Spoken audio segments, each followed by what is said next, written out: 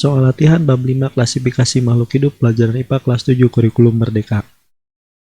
Yang pertama, pengelompokan makhluk hidup berdasarkan persamaan cirinya disebut A. Taksonomi, B. Sistematika, C. Klasifikasi, atau D. Tata nama ganda. Jawaban yang paling tepat adalah C. Klasifikasi. Nomor 2, tingkatan takson yang tertinggi sampai yang terendah adalah yang pertama adalah kingdom, kemudian phylum atau divisi, kemudian kelas, ordo, family, kemudian genus dan spesies. Jadi yang paling tepat adalah B jawabannya. Nomor 3, tujuan klasifikasi makhluk hidup adalah A. Menyederhanakan objek studi, B. Melestarikan jenis makhluk hidup, C. Memberi nama ilmiah untuk setiap makhluk hidup, atau D. Mempermudah mengenali, membandingkan, dan mempelajari makhluk hidup. Yang paling tepat adalah D untuk nomor 3 jawabannya. Nomor 4, perhatikan beberapa pernyataan berikut. 1. Memudahkan pengenalan, 2. Memudahkan penyimpanan, 3. Membuat lebih teratur dan rapi, 4. Memudahkan pencarian, dan 5. Membuat beragam bentuk baru. Pernyataan tentang tujuan pengelompokan makhluk hidup yang benar adalah, yang benar itu yang pertama adalah memudahkan pengenalan, kemudian membuat lebih teratur dan rapi, dan yang terakhir adalah membuat atau memudahkan pencarian. 1, 3, dan 4. Jawabannya adalah D. Nomor 5 berikut ini yang bukan merupakan kingdom atau kerajaan. Yang pertama, animalia ini betul, hewan. Fungi ini betul, kerajaan jamur atau fungi. Yang C ini betul juga. Ini adalah kerajaan tumbuhan atau plante. Dan yang D ini adalah salah. Jadi yang bukan merupakan kingdom ini adalah chordata. 6. Ilmu yang mempelajari klasifikasi makhluk hidup disebut dengan botani, bukan. Zoologi, bukan. Ini untuk ilmu tentang hewan. Taksonomi, ini yang paling betul. Jadi ilmu yang mempelajari klasifikasi makhluk hidup ini adalah taksonomi. Untuk genetika ini adalah ilmu tentang pewarisan sifat. Nomor 7, pada taksonomi dari kingdom ke spesies, jumlah makhluk hidup yang berbeda dalam setiap takson akan jadi dari kingdom kemudian turun ke spesies, ya.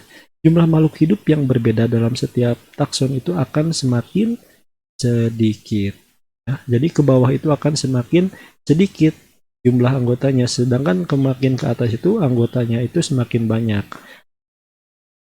8. Kelompok yang memiliki jumlah individu paling banyak adalah, oke, jadi kita harus tahu dulu dari atas itu kita ada kingdom, kemudian ada phylum, setelah phylum ada ordo, kemudian ada kelas dulu, kemudian ordo, kemudian family, kemudian genus, dan spesies.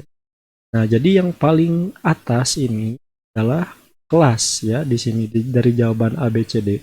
Jadi semakin ke atas ini jumlah individunya semakin banyak. Jadi jawabannya A, kelas.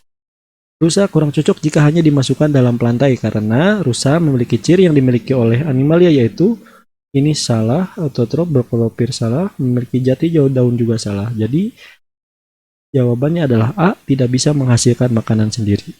10. Salah satu ciri khas yang membedakan paku dengan lumut adalah A. Lumut memiliki akar, batang, dan daun sejati. Ini salah. Paku memiliki akar, batang, dan daun sejati. Ini betul. Paku memiliki biji salah karena berspora. Lumut berbiji salah karena berspora juga. Jadi jawaban nomor 10B.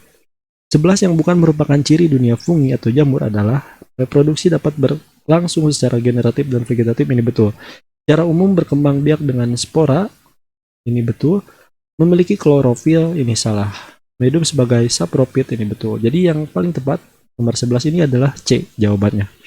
12 berikut merupakan golongan dunia tumbuhan, yaitu plantae, kecuali lumut betul, ini bryophyta, paku-pakuan ini pteridophyta betul, tumbuhan berbiji juga betul, ini adalah spermatophyta. Jadi yang salah itu atau kecuali itu adalah ganggang hijau biru. Padi memiliki nama ilmiah Oryza sativa. Nah, kata Oryza merupakan petunjuk nama.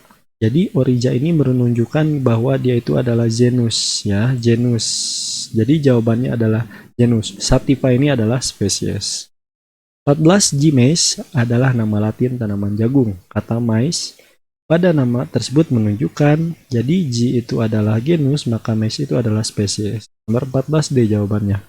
15 berikut ini nama ilmiah beberapa makhluk hidup. Curcuma domestica, Musa textilis, kemudian Musa paradisica, kemudian Felix domestica. Nah, berdasarkan nama ilmiah tersebut yang memiliki kekerabatan paling dekat adalah Kita lihat dulu dari genusnya. Genusnya itu Musa, ini adalah sama. Maka semakin genus sama, semakin ke bawah sama itu, maka semakin dekat kekerabatannya. Jadi jawabannya adalah 2 dan 3. 16. Berdasarkan sistem nama ganda, maka cara penulisan yang benar untuk nama jenis kelapa adalah yang pertama itu harus kapital hurufnya. Nah, ini kapital. Berarti yang B dan C ini salah. Ya. Nah, kemudian huruf spesies itu, yang menunjukkan spesies itu tidak dicetak kapital. Maka ini yang salah. Jadi yang tepat ini yang A, Cocos nucifera. 17. Perhatikan gambar berikut. Ini ada gambar elang. Hewan pada gambar di atas termasuk ke dalam kelas. Ini Pisces, ini bukan. Ini ikan, reptil bukan, amfibi bukan. Ini adalah Aves atau kelas burung.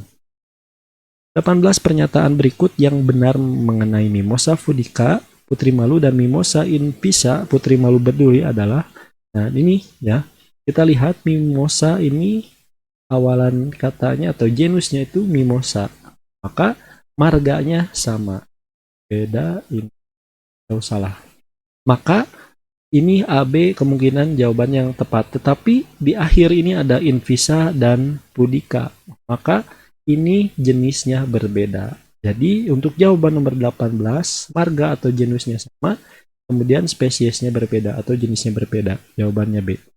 19. Perhatikan gambar di bawah ini sesuai gambar di atas atau di bawah, ya di sini.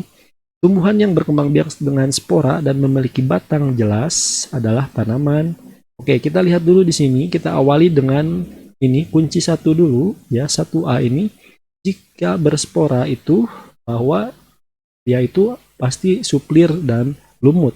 Akan tetapi setelah berspora kita ingin mendapatkan tanaman yang memiliki batang yang jelas. Ya, kita lanjut ke 2A.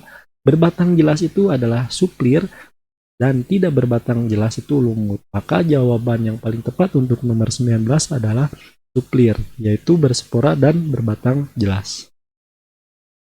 20. Makin dekat hubungan kekerabatan makhluk hidup, maka akan makin banyak persamaan sifatnya. Jadi ini kingdom, ini spesies.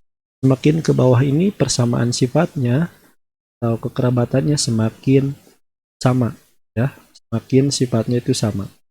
21. Berikut ini hewan yang memiliki rangka dalam adalah A. Belalang kupu-kupu bukan, lebah dan laba-laba bukan, katak dan kada ini betul. Yaitu memiliki rangka di bagian dalam tubuhnya. Jawaban nomor 21C. 22 berikut ini adalah beberapa kegiatan makhluk hidup. 1. Berevolusi, 2. Tumbuh, 3. Berpindah tempat, 4. Bernapas, dan 5. Berkembang biak. Nah, kegiatan yang termasuk ciri-ciri makhluk hidup adalah yang pertama pasti itu tumbuh, kemudian bernapas, dan berkembang biak. Jawabannya adalah 2, 4, dan 5, yaitu D. 23 berikut termasuk kelompok hewan invertebrata atau yang tidak memiliki tulang belakang, yaitu paus ini memiliki tulang belakang. Paus termasuk ke dalam mamalia, burung ini termasuk ke dalam aves, ya.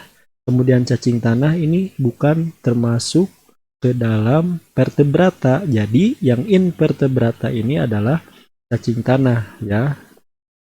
Jawabannya C. Beruang ini termasuk ke dalam vertebrata. Jadi paus, burung, kemudian beruang ini adalah vertebrata, sedangkan cacing tanah itu termasuk filum Annelida, di mana dia itu tidak memiliki tulang belakang. 24 berdasarkan sistem klasifikasi 5 king, bakteri dan gagang biru termasuk ke dalam dunia Monera. Jawabannya adalah B. 25 jenis makhluk hidup yang menyerupai tumbuhan dan hewan, tetapi bukan tumbuhan dan bukan hewan disebut dengan protista. Jadi protista ini adalah hewan ya, bukan hewan tetapi yaitu mirip hewan, bukan tumbuhan tetapi mirip tumbuhan. Jadi jawabannya adalah C. Oke, sekian yang dapat kami sampaikan tentang soal latihan ini. Semoga bermanfaat. Sampai jumpa di video yang lainnya.